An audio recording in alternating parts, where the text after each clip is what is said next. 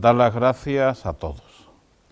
Como no, gracias a los que habéis venido en esta noche tan apacible a asistir. Espero no fastidiarles la noche. Intentaremos hacer algo digno, pero sabéis que los curas tenemos un pequeño problema, que pasamos a la plática piadosa, pero de una forma rápida.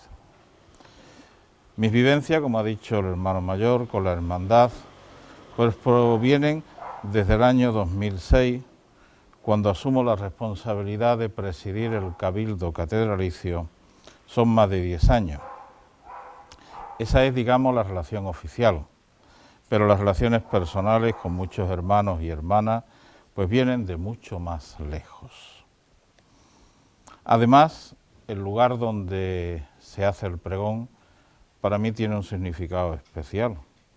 Nuestro anterior obispo me delegó la facultad de bendecir este oratorio. Tuve ese gran honor. Quisiera invitaros a una reflexión y hacerla desde dos preguntas que me hago y os hago a vosotros, y a las cuales pretendo o intento responder. Estas preguntas son: ¿qué pueden y deben hacer las cofradías y los cofrades en esta sociedad? ¿Y qué pueden y deben hacer las cofradías y los cofrades en el seno de nuestra Iglesia? A la primera pregunta, ¿qué podemos hacer las cofradías y cofrades en esta sociedad?, me gustaría hacer unas consideraciones previas. Una pregunta que va precedida por una serie de reflexiones acerca de esta sociedad. Consideraciones que a mi criterio personal pueden ayudarnos a responder la pregunta inicial. Estamos en una sociedad en la cual un sector defiende ardientemente una realidad laica, pero una laicidad con un profundo sentido negativo, irrespetuoso, porque no analiza la sociedad y a los miembros de ésta desde lo positivo de la convivencia, sino desde la negatividad que ofrece lo religioso. Olvidan que nuestro país es un pueblo de creyentes, más o menos practicantes, pero la mayoría de esta ciudadanía se considera creyente. También olvidan nuestra historia, una historia anclada en la vida de la Iglesia y anclada a lo largo de todos los ámbitos culturales, políticos, históricos, anclada en grandes figuras eclesiales. Y en nuestra realidad ceutí, encima esto abunda con otras comunidades que viven y expresan sus firmes creencias. También creer que no es privativo de una cultura, sino de la realidad intrínseca del ser humano, el hecho religioso. Existe el deseo en algunos sectores de negar la presencia de Dios en la realidad humana, incluso impidiendo en algunos casos que los creyentes puedan expresar su fe con libertad. ¿Cómo es posible también que en estos 18 años del siglo XXI estén siendo años de persecución religiosa, de martirio, en muchos lugares del mundo? En realidad el laicismo desea negar la libertad del ser humano y su necesidad de trascendencia. Da la impresión de que tienen miedo a Dios y a la luz de su palabra. Un laicismo que desea enviarnos a las sacristías de las iglesias y casas de hermandades a los cristianos. Desean negar a la Iglesia Católica su legítima presencia en esta sociedad. No olvidemos que la cultura, la universidad, la educación, las bibliotecas, los archivos, los registros de nacimientos, matrimonios y defunciones, la acción social caritativa, la acción social educativa, la acción social sanitaria, la acción social por el buen y digno morir y la dignidad del entierro han nacido en el seno de la Iglesia Católica. No olvidemos que la defensa de los derechos humanos en los territorios de ultramar, la defensa de la dignidad de los indios, la primera baja maternal que existió en el mundo, se dio en el seno de la Iglesia Católica. Ahora aparecen otros intentos por ahí, como el intento de imponer la ideología de género. Junto a esta realidad, la sociedad vive también una cierta dicotomía. Por un lado, quiere vivir esta laicidad que llaman progresista, una denominación curiosa, a mi opinión. Por otro lado, admiten elementos ambientales que hablan de ciertas fiestas, la Navidad, Reyes, aunque intentan cambiar el sentido, y aparecen signos de cierta solidaridad con diversas campañas que ayudan a los más desfavorecidos. Esto bien puede ser un lavado de cara para poder hablar de modernidad, de progresismo, de solidaridad, o tal vez podría ser una autojustificación ante una realidad viva, la vida y la obra de los cristianos.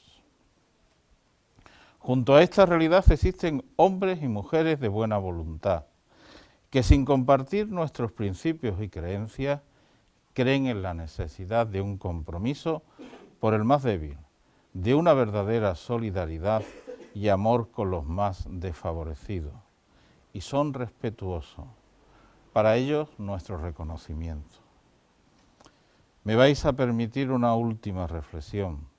Cierto sector de la sociedad, que se autodenominan progresistas, viven en un anticlericalismo decimonónico, en una acervada crítica a la Iglesia Católica, cuando no son capaces de expresar ninguna oposición ante actitudes, posturas y hechos de algunos que dicen hablar en nombre de otras religiones. ¿Qué pueden hacer las cofradías y los cofrades por esta sociedad? Este análisis nos debería llevar a plantearnos algunas respuestas. Una respuesta desde la fe en Cristo Jesús. Me atrevo a situar la respuesta con alguna sugerencia, pero antes existe una actitud vital en la vida del cristiano. Esa actitud vital se llama ir detrás. Cuando hablamos de la espiritualidad, el ir detrás implica ir detrás de Jesucristo, detrás escuchando su palabra, detrás atentos a sus palabras, a sus gestos, a los signos que hace, detrás aprendiendo a ser discípulos y cristianos. Modelo para saber ir detrás es María Santísima, a quien veneramos como la Virgen de la Caridad.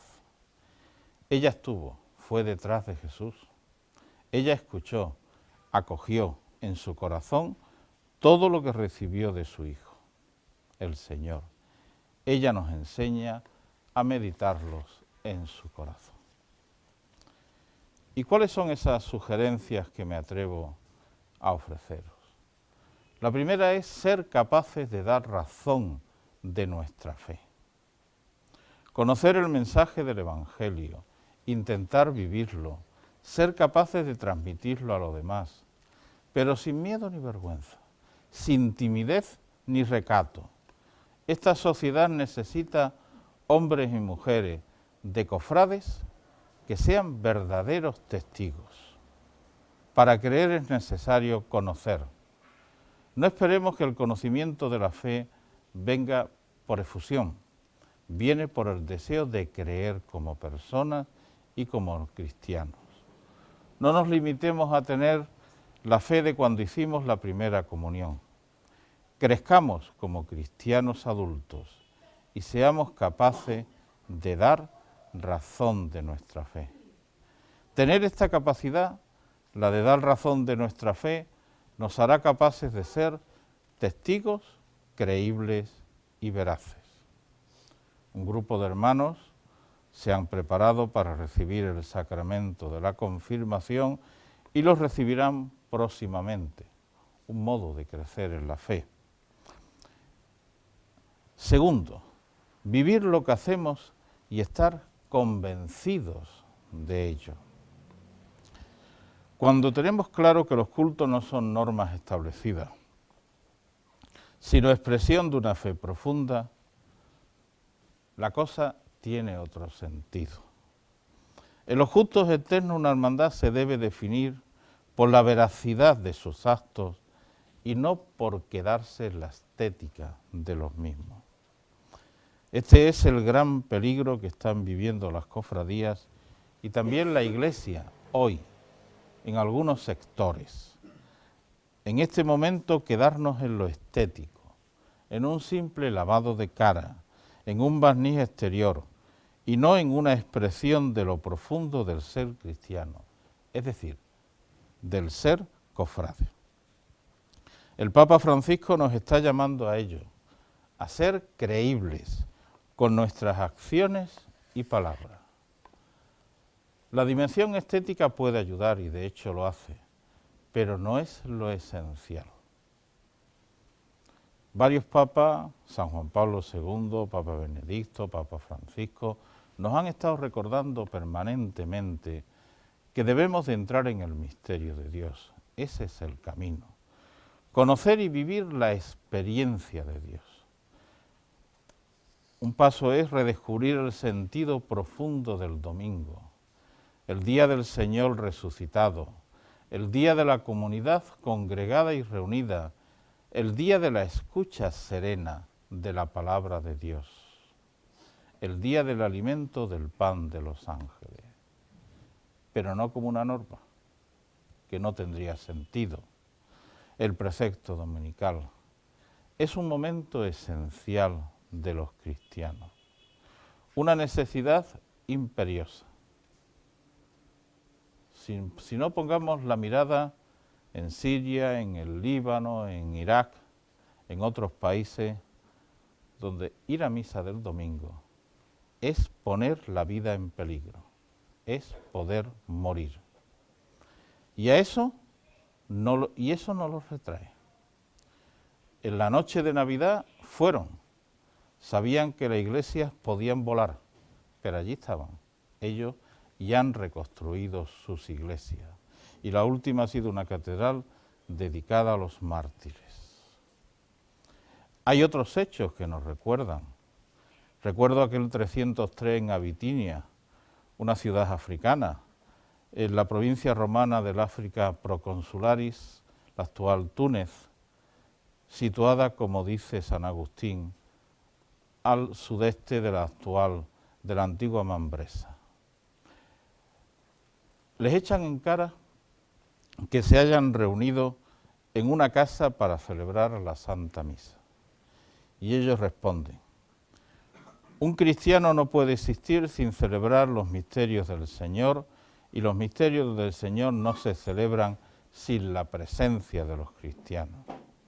El cristiano vive de la celebración de la liturgia.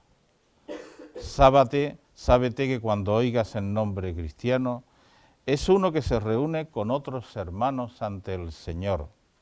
Y cuando oigas hablar de reuniones dominicales, reconoce en ellas el nombre del cristiano. Queda plasmado una frase del sacerdote de Saturnino, que era quien los presidía: sine dominico non possumus.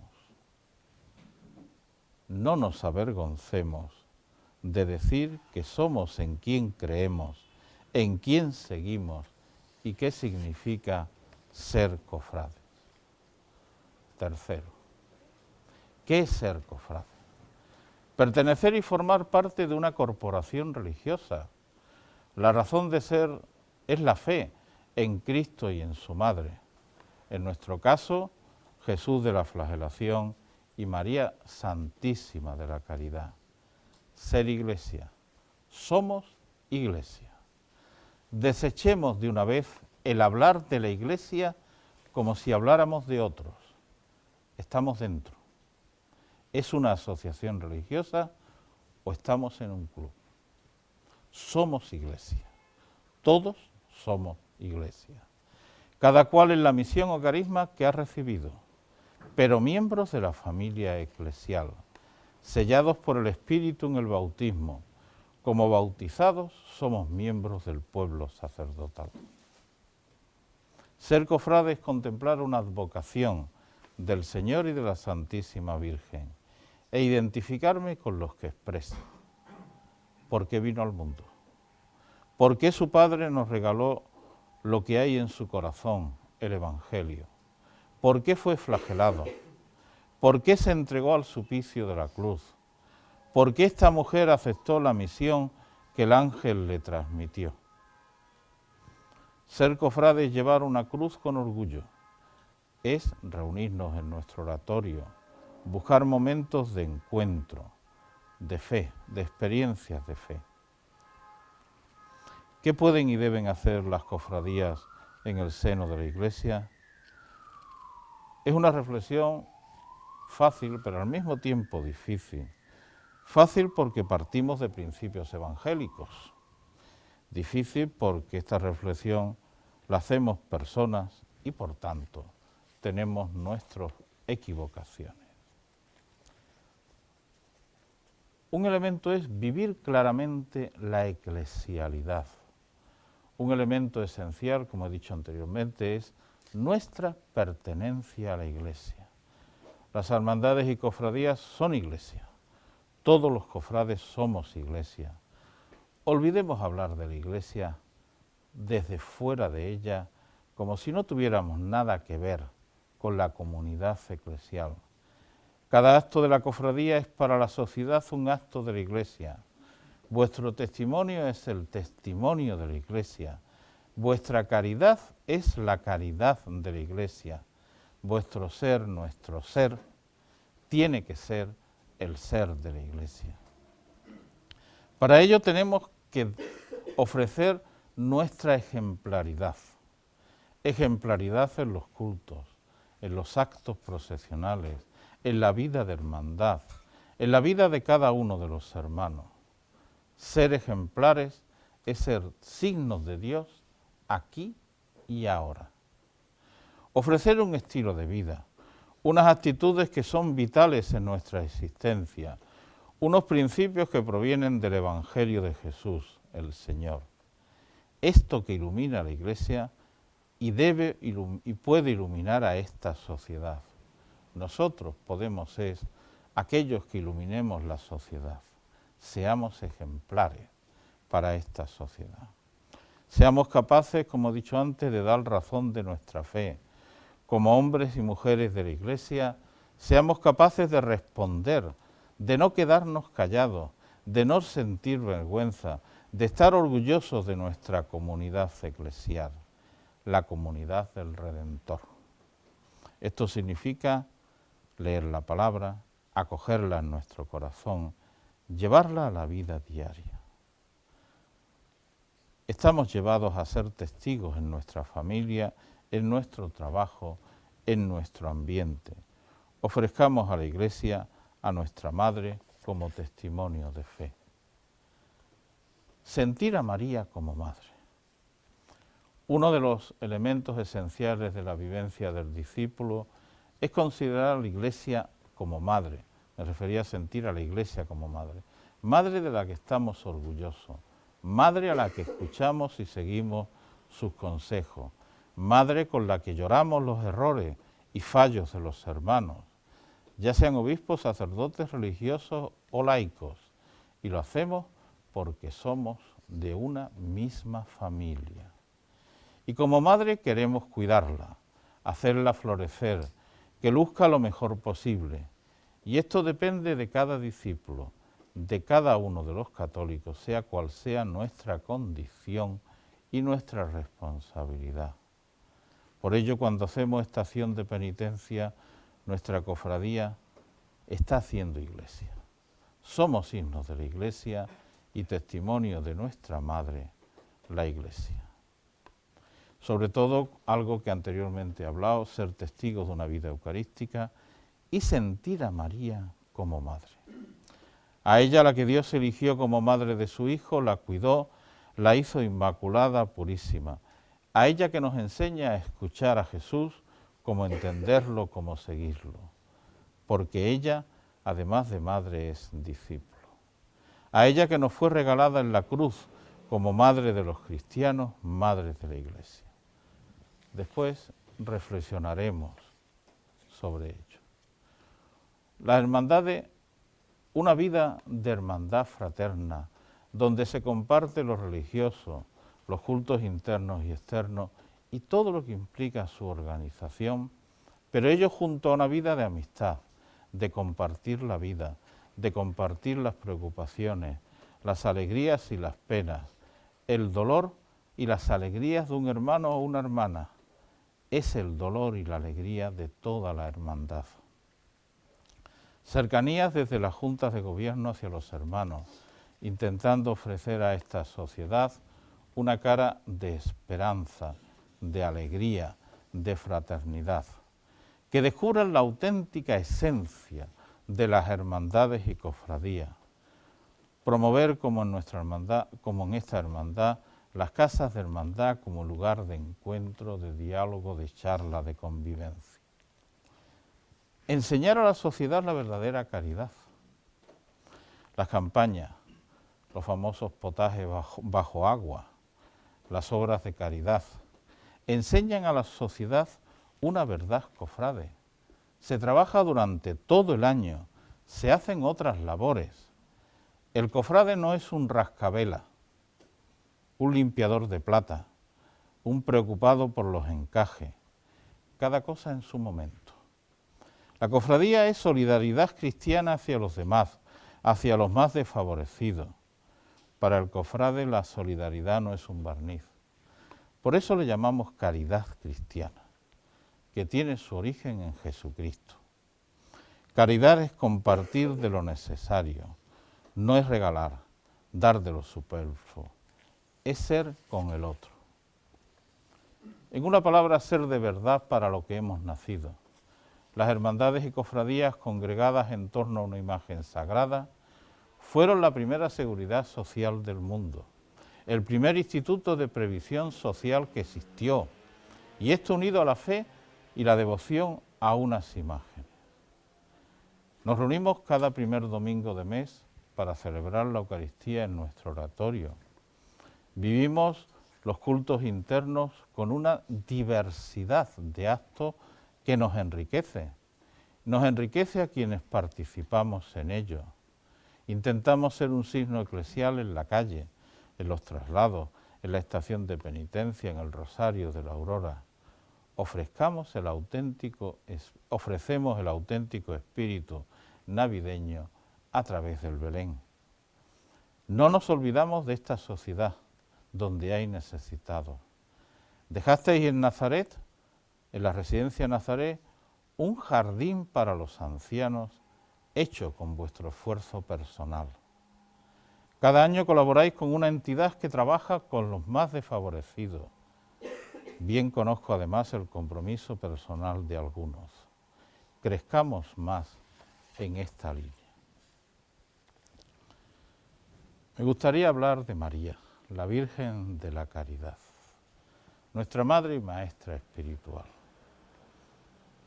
Contemplemos a la Virgen de la Caridad, a ella, a la que la miréis a los ojos y nos hagamos una pregunta. ¿Cómo fue capaz de fiarse del ángel? ¿Por qué le creyó?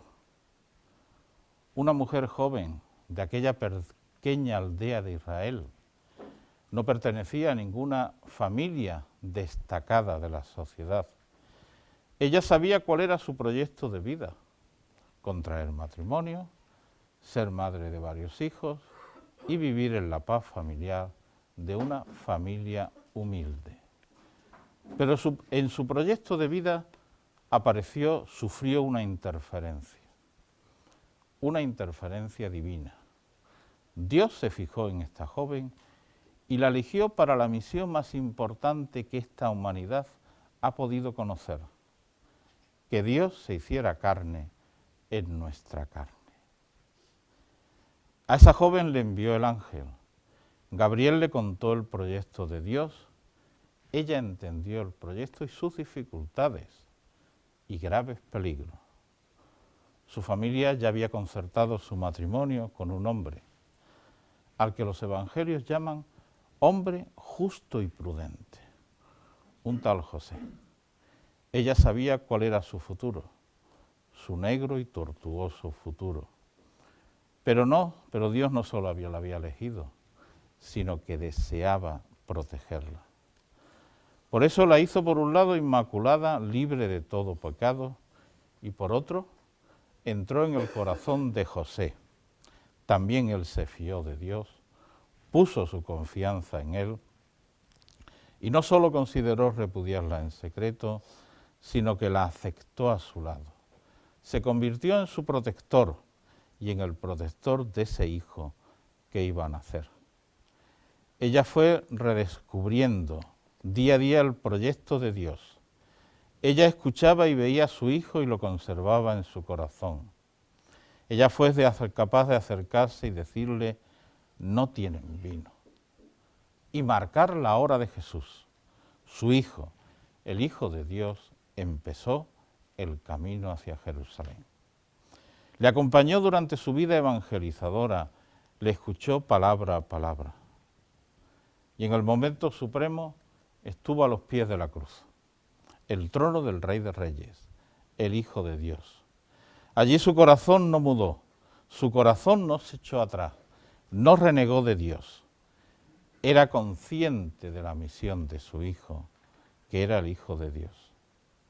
Y antes de recogerlo en su regazo, como nos presenta la sagrada imagen de nuestra patrona Santa María de África, antes nos recogió a nosotros, a cada uno de nosotros. Mujer, ahí tienes a tu hijo, nos dice el texto en el momento en que el discípulo la recibió en su casa. Y yo me atrevo a decir que ella, María de Nazaret, nos recibió a nosotros, a cada uno de nosotros en su casa. Nos hizo un hueco, nos arropó y no nos ha dejado nunca de arropar. Y si no, buscar en vuestra experiencia personal. Y ahora que hable ella, María de Nazaret. En el Evangelio aparecen 3 frases. Aquí estoy, Señor, para hacer tu voluntad. No les queda vino. Haced lo que Él os diga. Pocas palabras, pero esenciales. Aceptar el plan de Dios. Hacer posible el inicio de la consumación del plan salvífico de Dios plasmado en el Antiguo Testamento. Marcar el inicio de la acción del Hijo. Su mandamiento. Escucha, cree, vive según las palabras de Jesús.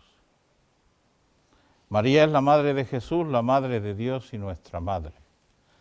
Por ello, venimos a rezarle, a confiarle nuestras preocupaciones, nuestros deseos, a pedirle como intercesora que es que le hable a Jesús de nosotros, de lo que llevamos en nuestro corazón. Y aquí en esta hermandad lo hacemos con un título muy especial: Caridad, Virgen de la Caridad. Para la Iglesia es muy esencial, es una de las acciones más significativas de nuestra fe, llevar el amor de la Trinidad infinita a los predilectos de Dios, a los más desfavorecidos. Darle gracias a Dios porque María de la Caridad os llevó a la residencia Nazaret, a alegrarle la vida a unos ancianos en los últimos días de su vida. Darle gracias porque el esfuerzo que cada año significa la organización del potaje solidario hace sonreír a muchas personas. Pero no olvidéis de venir a verla, a hablar con ella, hablar de los vuestros y de vuestro corazón. Como buena madre os escuchará siempre. Como madre intercesora se lo contará a su Hijo Jesús de la flagelación. Como madre nos volverá a acoger en su regazo. Sintamos el calor de la mano de María, nuestra Madre de la Caridad. Y no olvidéis, ya lo hemos recordado antes, el mandamiento de María: haced lo que Él os diga. siempre el oído y atentos a Jesús, a quien veneramos como Señor de la flagelación. Y no olvidemos que su mensaje entra por el oído o por los ojos. Lo llevamos a la cabeza, pero hasta que no llega al corazón y se hace parte indisoluble de nuestro ser, de nuestra verdad, podremos decir, creo.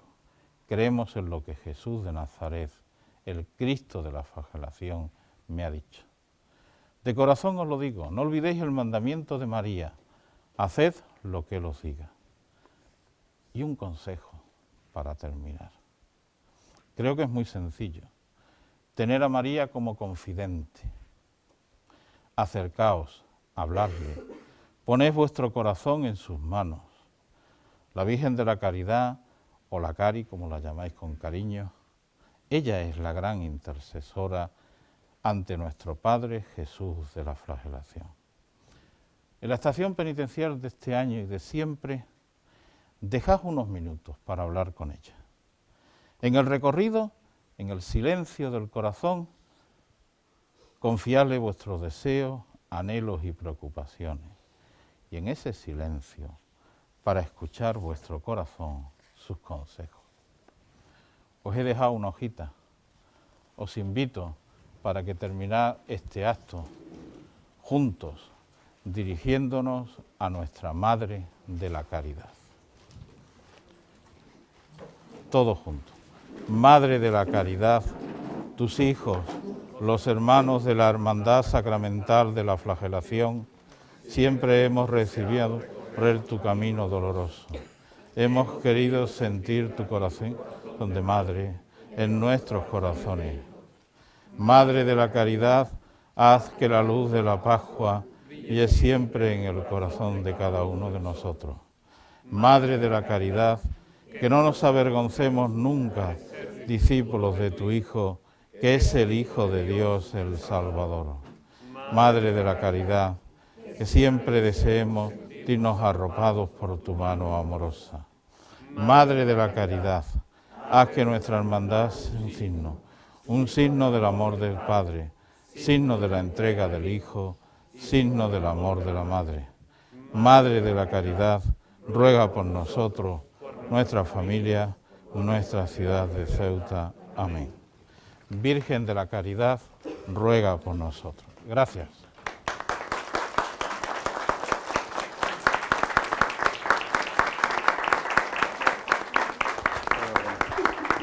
Fantástico mensaje. Gracias.